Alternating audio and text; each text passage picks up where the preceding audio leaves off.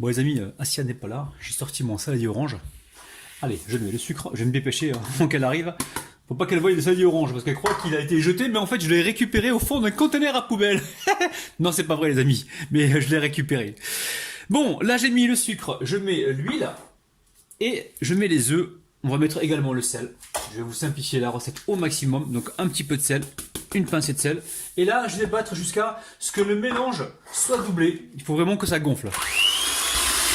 Alors, une fois que ça a monté comme ça, là j'ai fouetté pendant environ, on va dire 3-4 minutes. Je viens ici mettre la levure chimique directement avec la farine. Je viens mettre également le cacao en poudre. Hop là, bon je mets tout en même temps. Ensuite ici je récupère une cuillère et je viens comme ça donc mélanger le tout. Alors pourquoi je fais ça? C'est surtout pour la levure chimique, pour qu'elle soit bien mélangée aux poudres.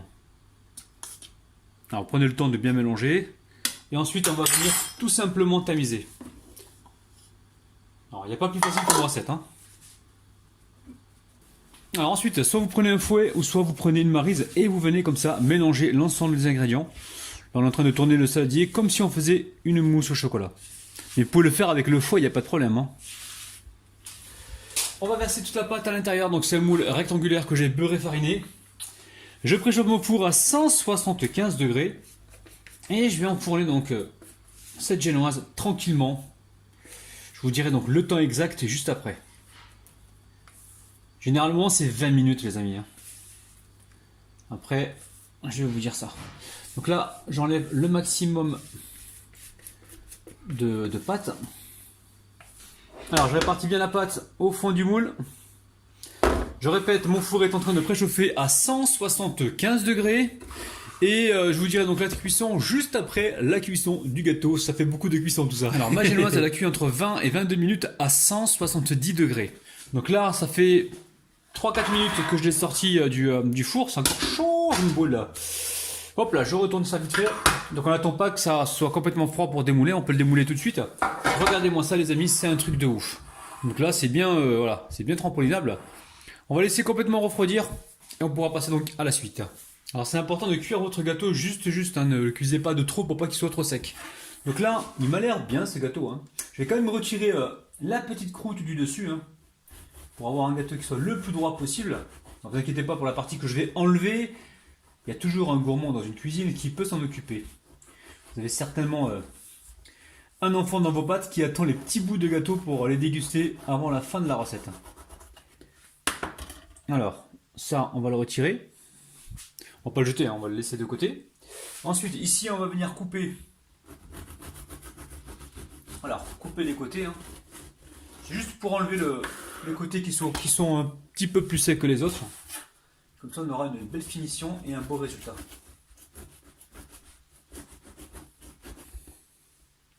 Je vais garder donc ce côté plat au-dessus.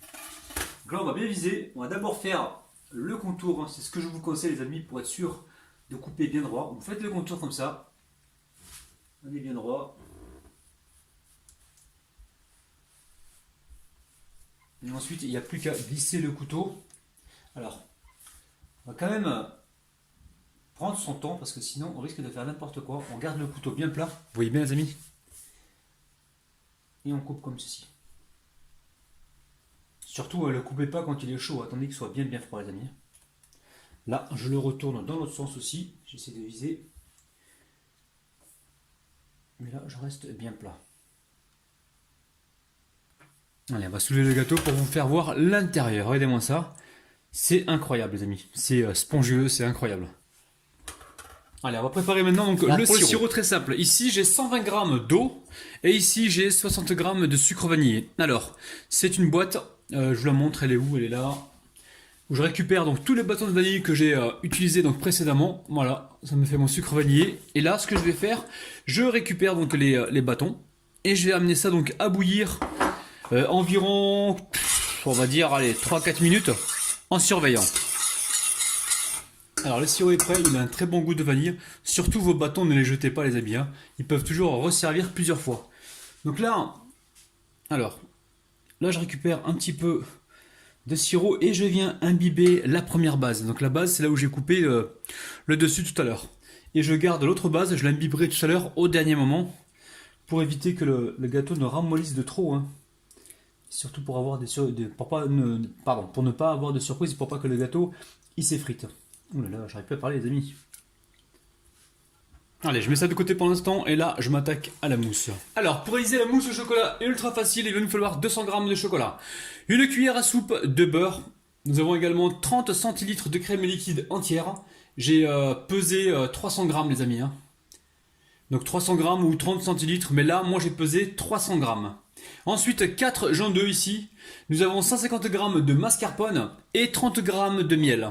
Le miel, on va le mettre à bouillir au micro-ondes. Alors très simple, on va commencer par faire notre crème, donc crème chantilly ou crème fouettée. Hein. Donc là je verse le lait, pas le lait, non, la crème liquide entière sur le mascarpone. Alors si vous n'avez pas du mascarpone là où vous habitez, prenez de la chantilly en poudre pour remplacer le tout, ça marche très bien. Donc regardez la quantité que j'ai utilisée en fait pour le mascarpone et pour la crème liquide et remplacez-la par la poudre de chantilly donc que vous avez donc en possession. Ici donc je vais fouetter donc ces deux éléments jusqu'à l'obtention d'une crème lisse. Alors là les amis, j'ai fouetté pendant environ 1 minute, 1 minute 15. La crème était bien froide, le mascarpone aussi, donc ça monte assez rapidement. Donc maintenant, ça je vais le placer pour l'instant au frigo, le temps de passer donc à la suite. Donc très simple, là vous mettez les jaunes d'œufs dans un saladier. On va venir les fouetter dans un premier temps pendant environ 30 secondes.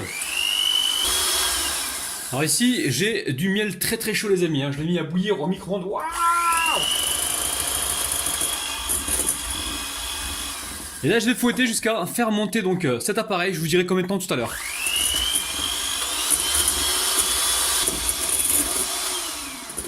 Alors vous fouettez pendant environ 5 minutes, donc là il faut que ça monte, enfin que ça descende comme ça en ruban. Donc la réussite de votre mousse va dépendre justement de ces jaunes d'œufs montés au miel. Hein. Alors vous pouvez prendre du miel, du sirop d'érable, du sirop d'agave, ou alors faites un sirop maison, il n'y a aucun problème. On peut toujours remplacer donc le miel par autre chose de sirupeux en fait. Allez, on passe à la suite. Là maintenant je vais amener le chocolat et le beurre à fondre pareil au micro-ondes ou au bain-marie. Alors surtout la crème, vous ne la laissez pas longtemps au réfrigérateur, hein, le temps de préparer donc votre appareil à bombe.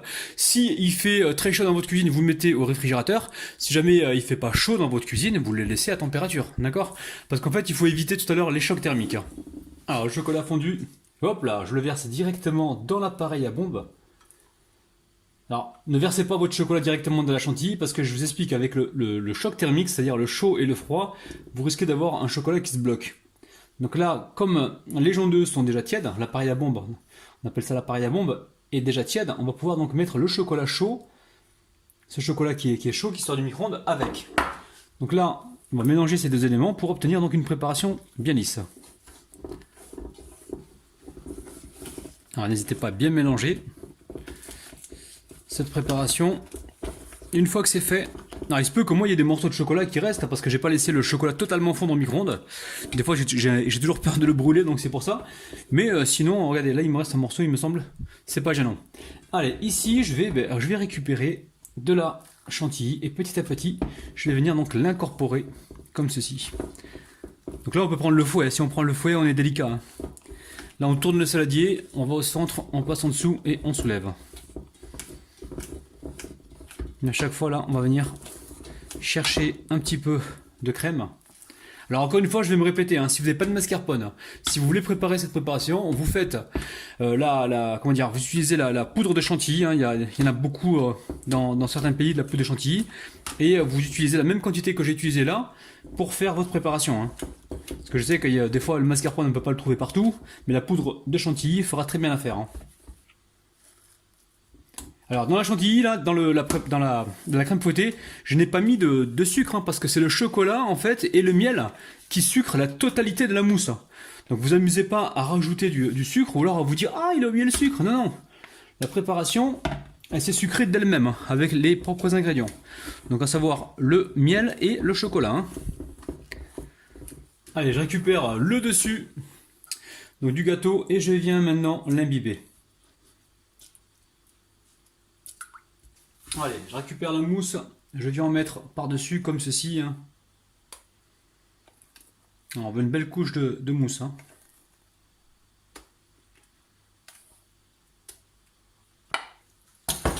Je récupère ici ma spatule et je viens lisser comme ceci. Alors ensuite, on va venir recouvrir ici avec souplesse, tendresse. Alors on essaie de rester bien droit. Et surtout, on ne panique pas les amis. Le surplus, ici, on va venir l'étaler. Alors, on va réaliser un glaçage ultra facile. Donc là, j'ai râpé du chocolat. Donc là, j'ai 80 g de chocolat noir. Je vais y rajouter, allez, une cuillère à café d'huile de pépins de raisin. Alors, on peut mettre de l'huile normale ou ne pas en mettre du tout, vous n'êtes pas obligé. Et là, je vais rajouter 60 g de crème liquide entière. Alors, 60 g. Je suis en train de peser. Hop, hop, c'est quand même pile poil. 59 g. Donc, on va s'arrêter là. Et je vais amener ça à fondre au micro-ondes gentiment. Et je vais mélanger avec une spatule ou une cuillère en bois. Donc, direction le micro-ondes. Alors j'ai chauffé ça au micro-ondes quelques secondes les amis. Surtout il faut essayer de ne pas faire bouillir la crème parce que quand vous la faites bouillir, vous avez une espèce de peau qui va se former dessus et en se mélangeant on va se retrouver des particules de crème. C'est pas du tout ce qu'on recherche. Donc là on est en train de mélanger avec une spatule pour éviter un maximum les bulles d'air. Quoique des fois j'ai utilisé le fouet en y allant doucement, je n'ai pas créé de bulles d'air. Mais bon, par précaution, on prend juste une spatule, on mélange comme ceci.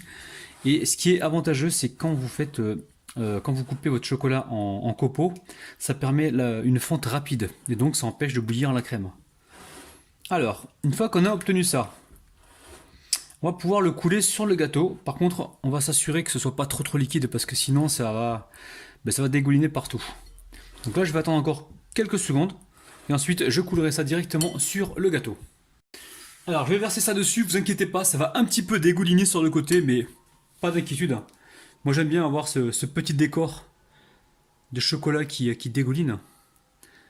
Alors hop, là, on va essayer de bien centrer le truc là. Pour pas que ça dégouline partout, pour avoir justement quelque chose d'uniforme. Donc même si par exemple ça dégouline sur le côté, on va faire attention que ça fasse pas trop dégueu. Après on peut toujours recouvrir avec des amandes ou autre chose. Allez, j'arrête de parler et je viens comme ça étaler donc le chocolat par-dessus. Allez, on amène ça directement au frigo. Alors, le restant de mousse, je l'ai mis là-dedans dans une poche à douille. Donc assez ronde, fine. Et on va imiter donc la déco du Kinder Delice. Allez, bismillah.